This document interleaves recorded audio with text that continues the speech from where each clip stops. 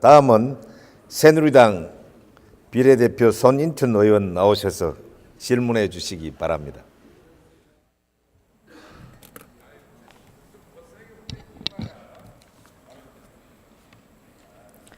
존경하는 국민 여러분, 정가빈 부의장님과 선배 동료 의원 여러분, 그리고 국무총리를 비롯한 국무위원 여러분, 새누리당 광명을 당협위원장 손인춘 의원입니다.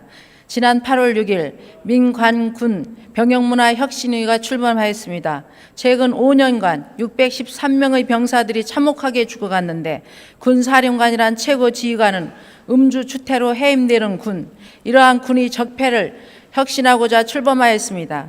또 지난 10월 23일 제46차 안보협의회에서 전자권 전환 시기를 조건에 기초한 전자권 전환으로 결정하였습니다.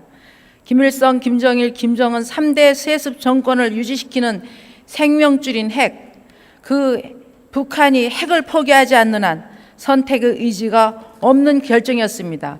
국가의 안보, 국민의 안전은 내부 적과 외부의 적에 대한 명확한 통찰과 안보 모색을 통해서만 보장됩니다. 총리께 질의하겠습니다.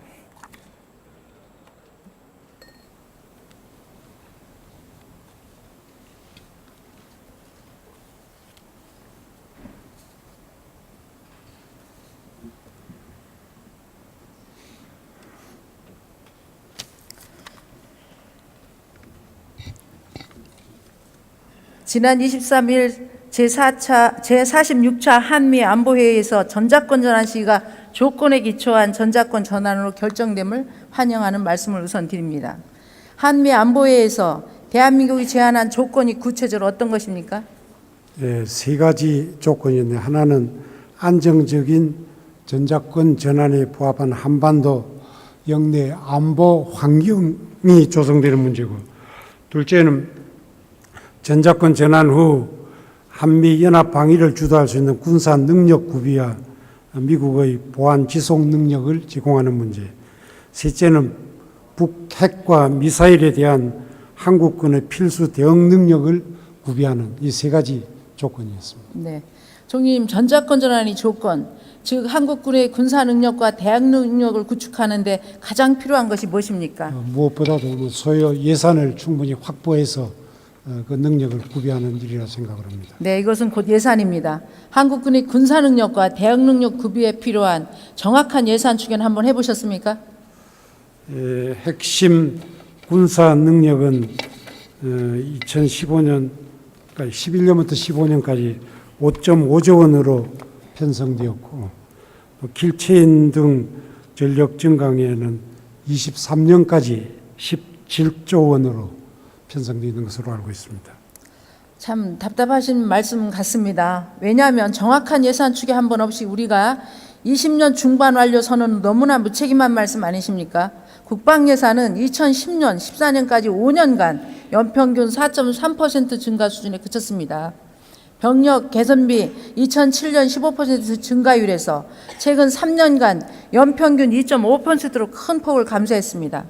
그 결과 국방개혁완료시는 4번이 지연됐고 49번이나 전력의 전력화 시기도 지연되고 있습니다.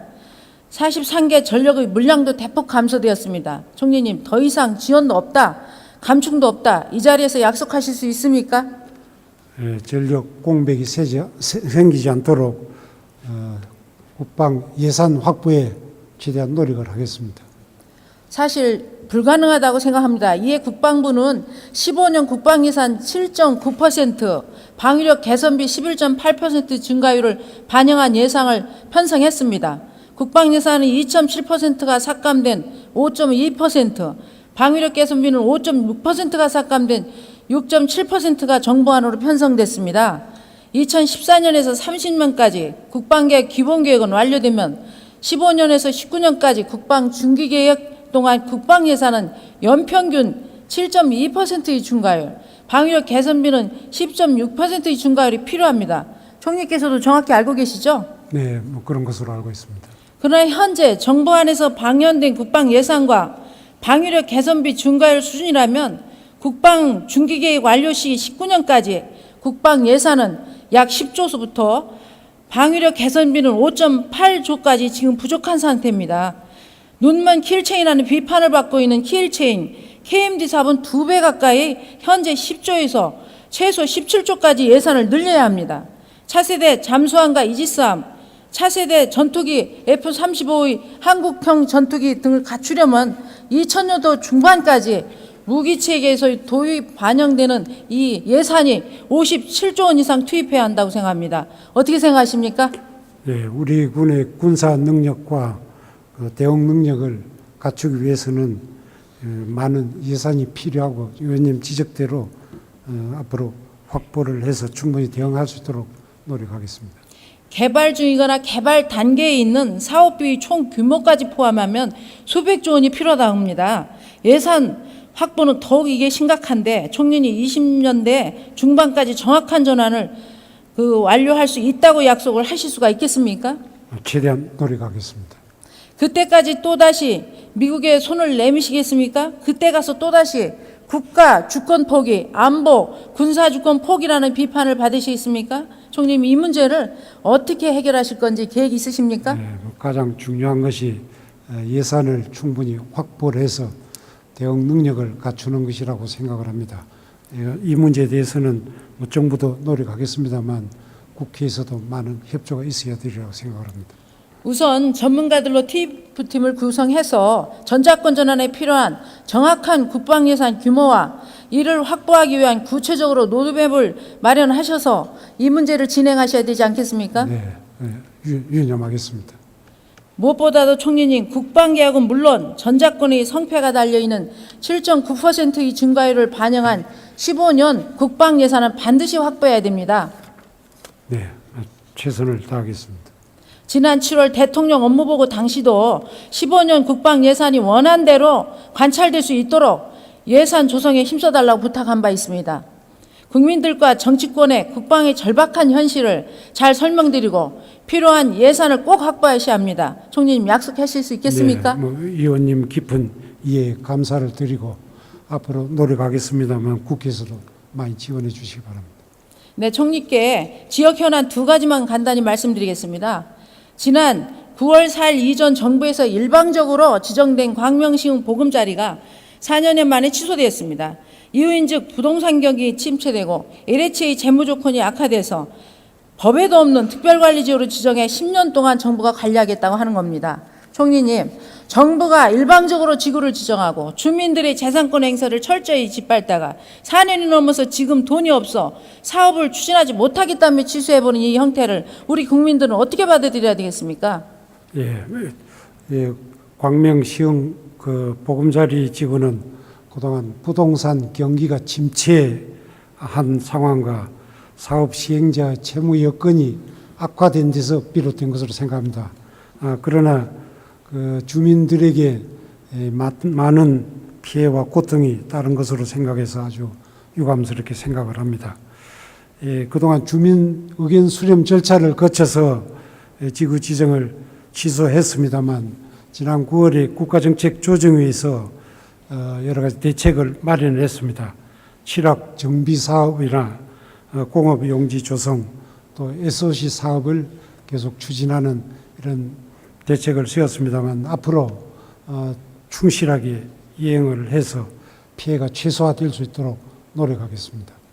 이런 가운데 주민들은 5천억이 넘는 담보대출과 이에 따른 이자로 하루하루 힘겨운 나라를 지금 보내고 있습니다. 대출자를 갚지 못해서 발생하고 있는 경매도 11년에서 14년도까지 73건이나 지금 경매가 발생했습니다. 총리님, 이렇듯 주민들이 겪고 있는 이 경제적 고통을 도대체 어떻게 해결하실 겁니까? 대출 이자를 해결해 줄 정말 법적 근거 없다고 공무원적인 일반적인 그런 생각으로 계속 수수방관하고 있습니다. 지금.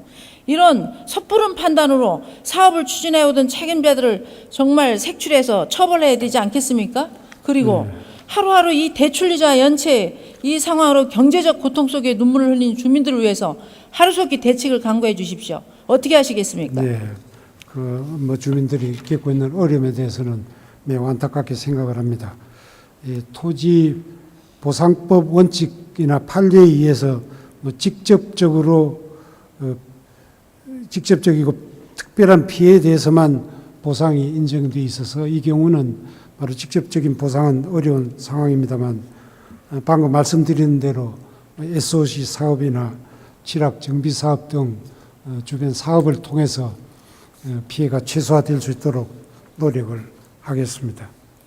사업을 추진해 온 그런 공무원들은 정말 이거 색출해 봐야 됩니다. 이런 생각 없이 이런 일을 벌린다는 것 자체가 국민들에게 도움이 전혀 안 되는 일들이지 않습니까? 정말 답답합니다. 하나 더 당부드리자면 정부가 그 기피시설인 구로 차량기지를 보금자리 지역으로 광명시 이전하는 방안을 지금 검토 중입니다.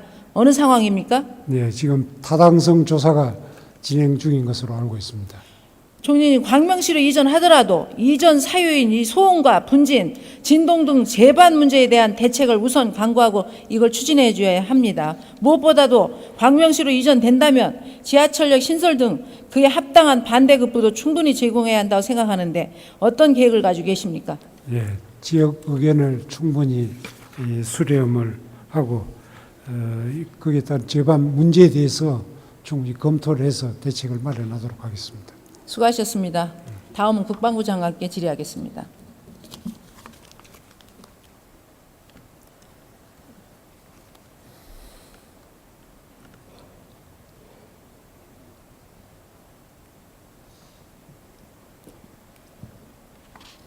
장관님, 지난 8월 6일 무엇 때문에 민관 군 함께 정부 차원의 혁신위원회를 구성하였습니까? 예, 최근 들어서 국민들께 깊은 심려를 드리는 여러 가지 악성 사고가 군에서 발생했기 때문에 군이 신뢰의 위기를 겪고 있다고 인식하고 있고 국민의 신뢰를 회복하기 위해서는 군 자체의 시각에 의한 군 자체의 노력뿐만 아니라 국민 각계각층의 그런 열린 마음으로 의견을 구해서 병역 문화를 개선해야 되겠다라는 판단에 의해서 그렇게 했습니다. 네. 군의 뿌리 깊은 적폐를 드러내기 위해서입니다.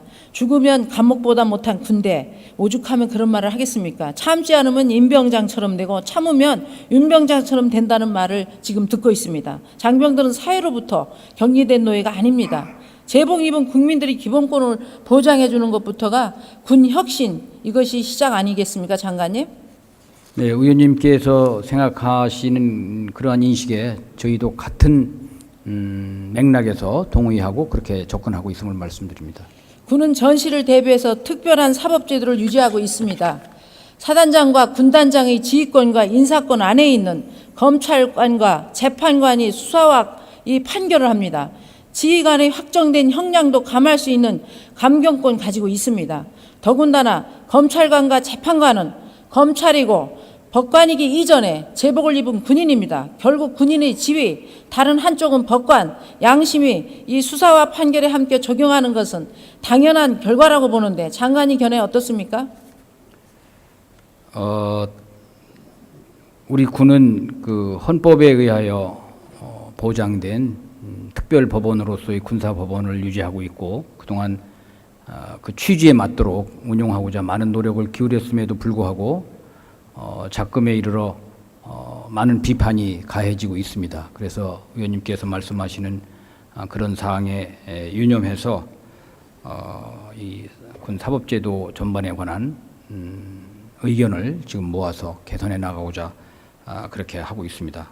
군 판사, 검찰관도 장교이기 때문에 그런 우려가 있을 수 있겠습니다만은 최대한 그들이 군 판사와 검찰관으로서 법률에 따라 직무상 또 신분상 독립성을 유지해서 재판과 수사에 임하도록 지휘 감독을 강화하도록 그렇게 하겠습니다. 네, 결국 사건이 터질 때마다 정확한 사실 여부도 확인하기 전에 이미 은폐, 조작, 축소 의혹으로 군도 난도질을 당하고 있습니다. 이 문제를 장관님 어떻게 해결하실 것인가? 이거를 꼭 구체적으로 좀 검토해 주시기 바랍니다. 예, 장관. 네, 노력하겠습니다. 네, 장관님, 우리 군의 사법제도는 1948년 국방경비법에 명시된 후 현재까지 유지되고 있습니다. 전쟁이 끝난 지금 60년 지났습니다. 대한민국 헌법은 1948년 제정 이후 9차례나 개헌을 통해 정치, 사회적 변화, 국민의 요구에 부응하면서 선진 헌법으로 발전하지 않았습니까? 그러나 우리 군 사법제도는 60년이 지난 지금도 가정해서 투명하고 공정한 수사와 재판을 받을 헌법상 권리를 전해온 것이 지금 사실입니다. 법보다 지위, 기본법보다 계급이 먼저라는 시대에 떨어진 사고와 이 집착에서 이제 군도 벗어나야 되지 않겠습니까? 국방의 특수성을 유지하되 법과 양심으로 수사하고 판결할 수 있는 선진 사법제도가 지금 필요하다고 생각합니다. 어떻게 생각하십니까? 예. 의원님께서 문제로 지적하신 사항에 대해서 저도 동의를 하고 있습니다. 현재 앞서 말씀드린 것처럼 국방부가 군 사법제도 개선과 관련해서 여러 자료의 수집, 또 연구, 또 의견의 청취 이런 것들을 하고 있는데 앞으로 특별 법원으로서의 군사법원을 설치한 그런 목적과 또 여러 시대의 변화에 따른 변화 요소 이런 것들을 감안해서 개선책을 마련하도록 그렇게 노력하겠습니다. 평시에 감경권과 심판권 제도는 이제 폐지해야 됩니다. 무엇보다도 최근 사이버 살인과 사건 같이 보안이 중시되는 사건을 제외하고는 그 밖의 사건을 민간 사법관과 공조해서 해야 된다고 저는 얘기하고 있습니다. 특히 많은 의혹에 제기되는 사망 사고의 경우는 민간 사법을 참여시켜 수사의 독립성, 재판관과 판결의 투명성과 공정성을 높여야 된다고 생각합니다. 장관님, 이 제도 각종 은폐, 조작, 축소 의혹으로부터 벗어나야 되지 않겠습니까? 대통령께서도 8월 13일 그동안 쌓아온 뿌리 깊은 적폐를 국가 혁신과 국방 혁신 차원에서 반드시 바로잡아야 한다고 당부 말씀하셨습니다. 군 사법제도 혁신을 통해 제복 입은 국민의 기본권이 보장되고 실추된 군의 명예가 회복될 수 있도록 장관님의 용기 있는 결단 부탁드립니다. 어떻게 하시겠습니까? 예. 군이 참 순수한 조직이고 군의 구성원들이 국가를 위해서 헌신하는 사람들인데 국민으로부터 은폐, 조작, 축소라고 하는 말을 들을 때마다 참 가슴 아픕니다. 우리가 그런 말씀을 듣지 않도록 노력해야 된다고 보고 있습니다. 잘 대처해 나가겠습니다. 네, 수고하셨습니다. 다음은 외교부 장관께 질의드리겠습니다.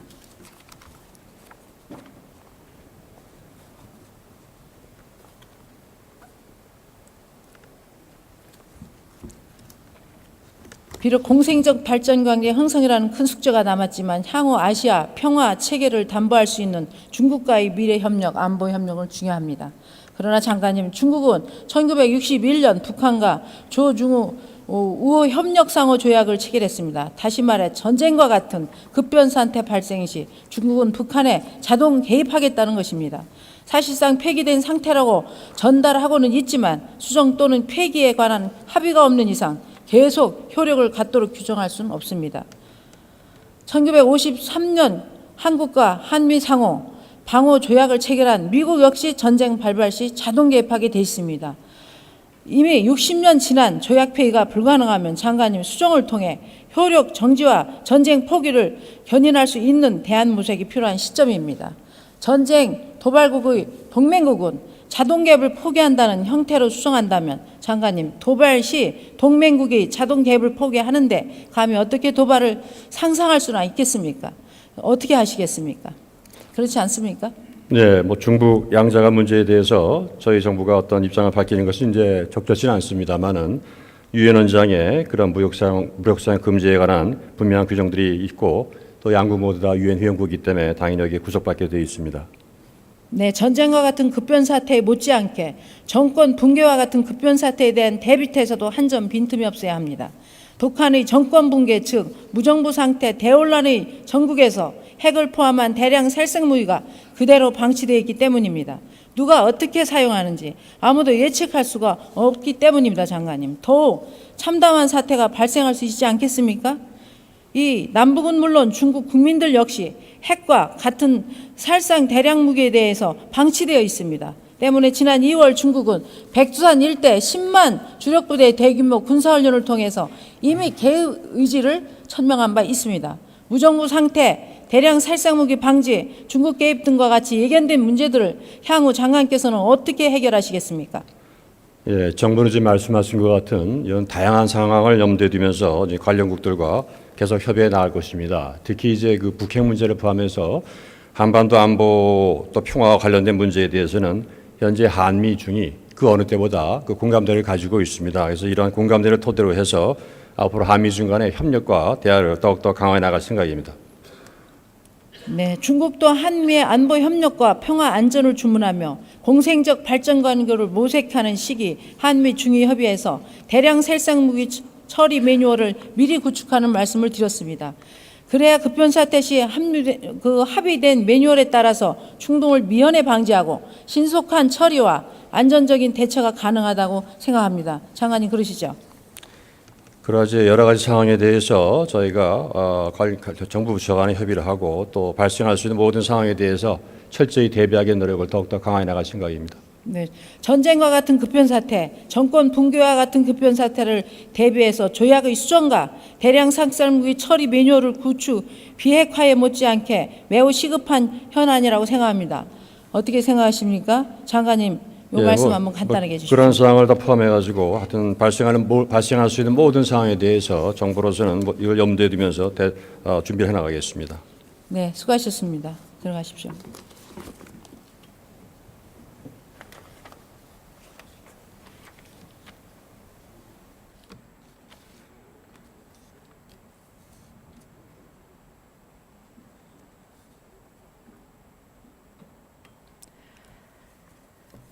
이제 우리는 자신을 지켜냈던 분단의 안보를 넘어서서 민족의 하나 되는 통일의 안보 기틀을 바로 세워야 합니다. 이를 위해 지난 60년간 쌓아온 군 내부의 적폐를 드러내야 합니다. 전작권 전환의 조건인 국방 예산도 확보해야 합니다. 중국도 한미의 안보 협력, 평화 안보를 모색하는 시기, 전쟁과 같은 급변 사태와 정권 붕괴와 같은 급변 사태에 대한 대비 태세도 한 점 빈틈없어야 합니다. 외교, 통일, 안보에 모든 역량을 쏟아부어야 합니다. 그러면 비록 지금은 분단과 갈등이라는 큰 짐을 짊어지고 있지만 우리 후대에게는 통일 한국이라는 위대한 유산을 물려줄 수 있습니다. 경청해 주셔서 감사합니다. 제일 잘했다.